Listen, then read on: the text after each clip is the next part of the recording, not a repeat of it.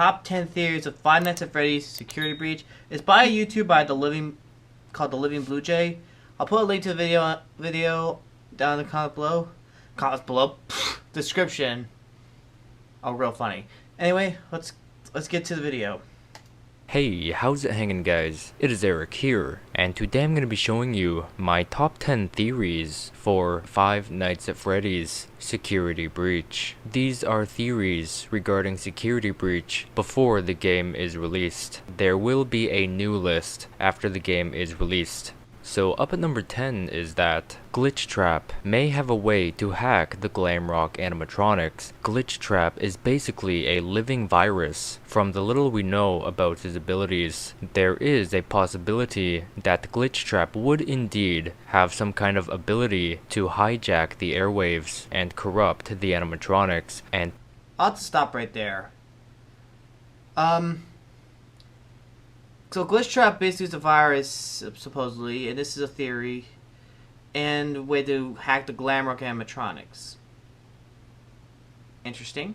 tamper with their programming and such. With that, this makes them his puppets to control at will. In the third trailer, we see the Glamrock animatronics appearing hostile. Things like busting open a gate, banging on a gate, hunting you, skulking, lurking, and etc. Along with a line spoken by Hot Night Guard Woman. They won't stop hunting you. None of them will stop hunting you. This confirms that the Glamrock animatronics will indeed be hostile in some way. And now for theory. That's a very interesting one right there, because the Glamrock animatronics being hostile, that does still follow the formula from the original games. Basically, we go back to the beginning where they were hostile because if you learn that the souls were angry and tormented, but in this case, it's actually a hack. So, yeah, but there's also the other thing where someone messed with the animatronics and that's why they acted up. So, that is interesting to point out. Theory number 9 is that we may actually be able to play as both Vanessa and Gregory. We don't know much about the practical gameplay. As of now, we've only seen mobility, enemies, and more. Now, there is a theory suggesting that Security Breach will be played in campaigns or chapters or whatnot. Either way, those don't condemn the possibilities of playing as both of these characters. A campaign and chapters kind of reminds me of Injustice 2 and Mortal Kombat games where they have campaigns, chapters, and all that stuff.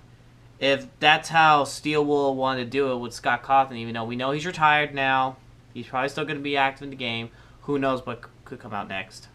Personally, I'm really anticipated to play as both Vanessa and Gregory, especially Vanessa. I mean, like, this is FNAF. We sure do love playing as the Night Guard. However, it is already confirmed that Gregory is a playable character. This is because of the height we see in some scenes in the third trailer, along with this watch being worn by a character in action, which we know to be Gregory, because of this scene in the mall security room in comparison with a watch being on both left arms. And now for theory number 8 is that Security Breach may actually take place during winter. Quite chilling. Isn't too much evidence for this theory. The only bit would be the teaser displaying the under construction Pizzaplex. This was shown in a winter environment. However, we do know that this very area is not where the Pizzaplex sits, because this is assumed to just be an in-game advertisement for the upcoming mall establishment being built in the reality of the lore. However, I think it'd be pretty neat if this game took place in winter. But seriously, either way. And now for theory. Before we get to 7, I want to say this. Most of the games were in the fall, supposedly. And it would be interesting to see how, basically, if it was winter, it might be interesting. Unless it was somewhere like up in the east, like New York or something, because it snows in October, I believe, sometimes. And also, something to point out, I've actually played on a map based on the concept art on Gary's mod. Maybe you guys could look it up. Theory number 7 is that Vanny may actually have some kind of a set plan. By this, I mean, in-game she'll kidnap children during the day and slaughter them at night. At the moment, we do not know if this is a mechanic of hers. We've seen a small tad of gameplay, but none, with the exception of the watch, were necessarily mechanics. I actually theorize Vanny kind of reminds me of William Afton, which is the lore, which makes me wonder if Vanny is actually the person influenced by him before he died in FNAF 6. that Vanny's mechanics will be she wanders around the mall, and we as Hot Nightguard Woman will track her down, see what she's up to, and possibly stop/free any kidnappings. Now, if she does get away with some kids, where exactly would she keep her kidnappees? Well, this actually leads me to believe that her technique is indeed inspired off of William dressing up in a mascot suit. Yeah. And in this case, luring them into a room full of entertainment that the kids wouldn't want to leave, and when night comes, she'll begin her, how you'd say, massacre. And now for number... I do have questions, which makes me wonder. Basically, though, if Vanny is responsible, what if there's a possibility that William Afton's soul possessed her, and that's why she's acting off the same way he was when he was in the Springtrap, or Spring Bonnie suit, which killed all the kids? 6 is that Ballora's theme may actually be a semblance for something. So, as we know, Ballora's trademark tune is audible in the 3rd trailer. What could this mean? Most ideas are that Ballora will be present in the game in some way, shape, or form. However, I think differently. I theorize the Aftons are back. Now, by this, I mean Ballora was recently strongly hinted towards, in fact, being the wife of William Afton in the Fazbear's Frights book series. Now, this tune here may authenticate that she indeed will play a part in Security Breach, along with Springtrap, who speculated to be introduced at the very ending of the trailer, which we'll talk more about soon. But who knows, maybe she, alongside her husband, spiritually, or maybe it's the opposite, and she wants to spiritually protect the Glamrock animatronics, judging by the placement of her tune in the trailer. And of number 5 is that I've thought Ballora being the wife of William Afton for a long time, myself. And to be honest, it wouldn't surprise me. If the Aftons are indeed back, then who's taking over? What generation's taking over? If William Afton's body is gone, what about the souls of each of the animatronics, or souls of Aftons themselves going into the animatronics?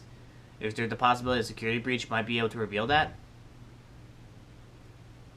The Sun and the Moon animatronic may actually share the same body. I've actually brought this up on a recent brainstorming livestream where we were discussing the Sun and Moon character, right where when it came to me, I had a thought that they were both wearing the same type of pants, and then I thought, what if one side was Sun and the other was the Moon? We therefore theorized that maybe they could swap appearances and mold into the other whenever. However, an interesting prediction is that it may have some kind of an internal clock system, allowing it to measure and know what time of day it is, and judging by their reading, they know whether to be one appearance or the other. Another theory is that Sun is only active during the day, or when the lights are on, because so far we've only seen it play when the lights are on, and vice versa, Moon only active during night or when the lights are off.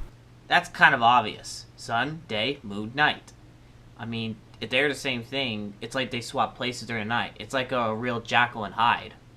But either way, something incredibly interesting about this character is that if you actually look very closely at Sun in this particular shot, you'd actually notice that certain indents on his face with the lower ridges, leaving the Moon character's face above. And now for number 4 is that Gregory may be able to remove any corrupt files or coding from specifically Glamrock Freddy. Once again, chat.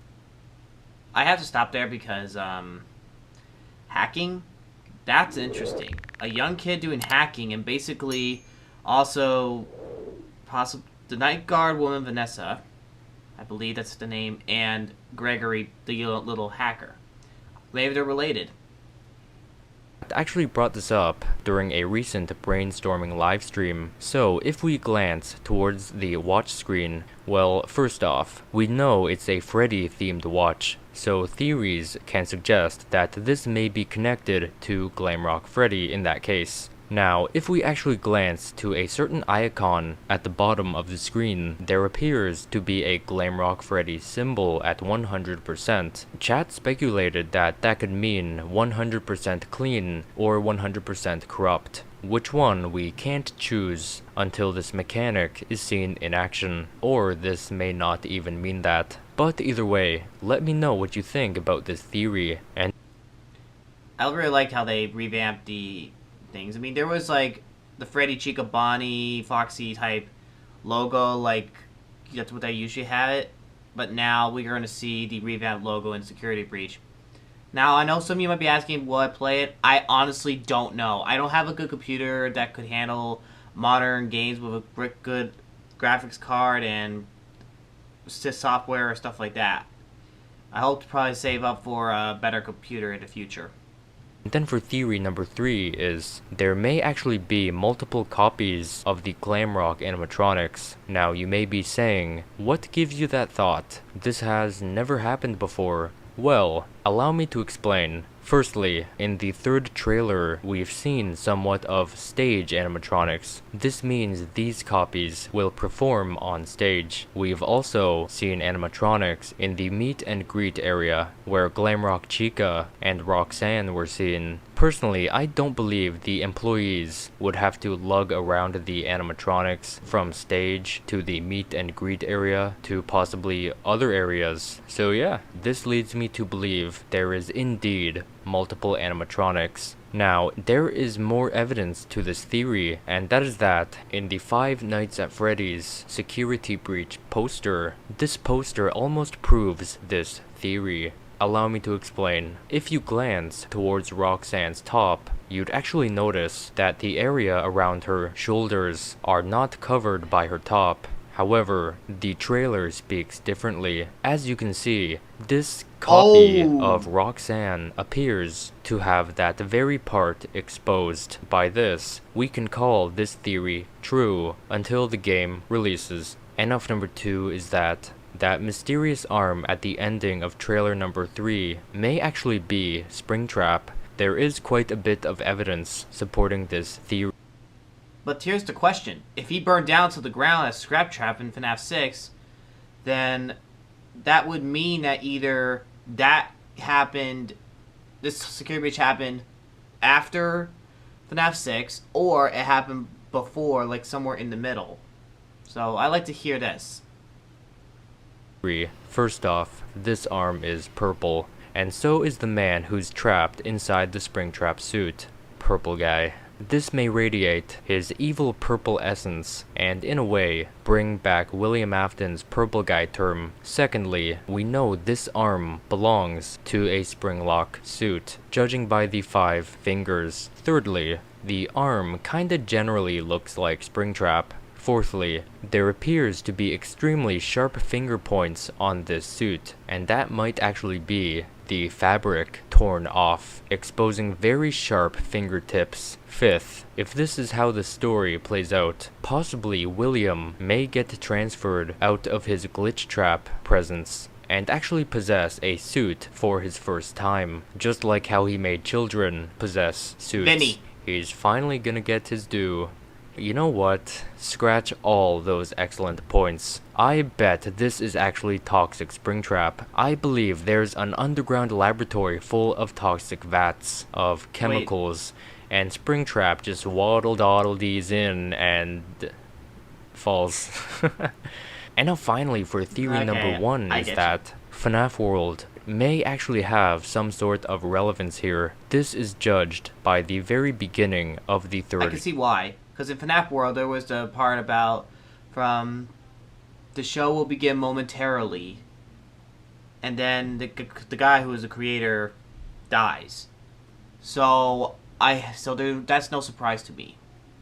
Trailer. If you've watched my analysis video, I've mentioned that this was pointing fingers at FNAF World and its trailer. For a better explanation, go check out my analysis. Either way, I'll just do a quick rundown here. As you can see here, in the trailer regarding FNAF World, we actually begin with a zoom into characters' masks. And same happens here, modernly.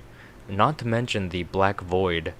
Yeah, let's not forget that. So, this leads me to believe that, since we know that Freddy Fazbear's Pizzaplex does in fact hold arcade areas, we may find a secret FNAF World arcade cabinet hidden somewhere, and if we find it and activate something on it, something may happen in the building. But anyway guys, hope you guys enjoyed that video. If you did, why not leave a like? And otherwise, why not subscribe for more Five Nights at Freddy's videos? And trust me when I say, you are absolutely not going to want to miss any upcoming FNAF video, especially including security breach top 10s and theories and that kind of stuff. But anyway guys, you guys let me know of any more theories that you may have regarding security breach. I would love to hear them, and with all that being said, I hope to see you guys in the next video. Stay fresh.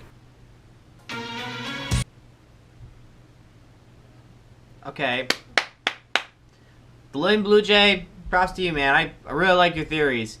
I actually never heard of this channel, but I was looking up FNAF videos, but then Security Breach, since that's the thing that's coming out. I know it's March and things have changed since then, but I really like this. I mean, it really gives a lot of detail what to expect. I mean, of course, it's not really cool until they see the game. We don't know when that happens. But who knows, maybe it'll come later this year and we'll get a chance to see all the theories. And hopefully by that time I'll be more active on YouTube as full-time rather than part-time. It's actually one of my 3 part-time jobs for now. Yeah, I've been trying to keep myself a little busy. But anyway guys, if you guys enjoyed this video, please give it a thumbs up, subscribe to my channel, and also, before I end this, I want to say with the hashtag, thank you, Scott. Anyway, guys, God bless, you rock, don't forget it.